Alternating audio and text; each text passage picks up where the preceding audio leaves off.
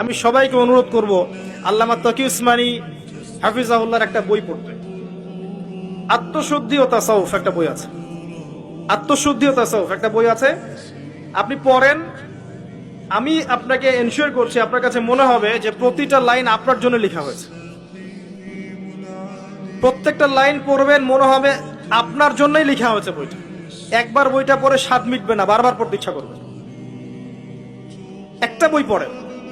আর অনেক বইয়ের নাম বলতে পারতাম আমি, কিন্তু আমি এখন যেটা ফিল করছি, সবচেয়ে দুর্বল জায়গা আমাদের আত্মশুদ্ধির জায়গাটা। আত্মশুদ্ধি না আসলে আপনি এই খবিস কলবগুলোকে দিয়ে আলো জ্বালাতে পারবেন না, এটা সম্ভব না। আল্লাহর ওয়াস্তে বইটা পড়েন। কিনতে পারবেন? বাসায় লাইব্রেরি আছে কার কার? হাত তোলেন। বাসায় দিন ইসলামের দিনিয়াত লাইব্রেরি কার কার আছে?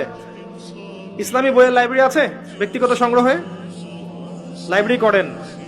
দেখেন লাইব্রেরির সংখ্যা কতগুলো। কিন্তু জেনারেল লাইব্রেরি কয়জনে আছে? হাত তোলেন। স্কুল কলেজ ইউনিভার্সিটির বই দিয়ে ভর্তি কার কার বাড়ি? সবার বাড়ি ভর্তি, মাশাআল্লাহ। তো এগুলো নিয়ে কবরে যাবেন ইনশাআল্লাহ, তাই না? প্রতি মাসে 1000 টাকার বই কেনা কি খুব কঠিন? আচ্ছা, 500 টাকার বই কেনা খুব কঠিন? 500 টাকা তো আপনার একটা ডেডিং এ চলে যায়। আপনার গার্লফ্রেন্ডকে নিয়ে কফি খেতে যান, 500 টাকা কেন? ও তো 3000 টাকা বিল করে রেখে দিবে।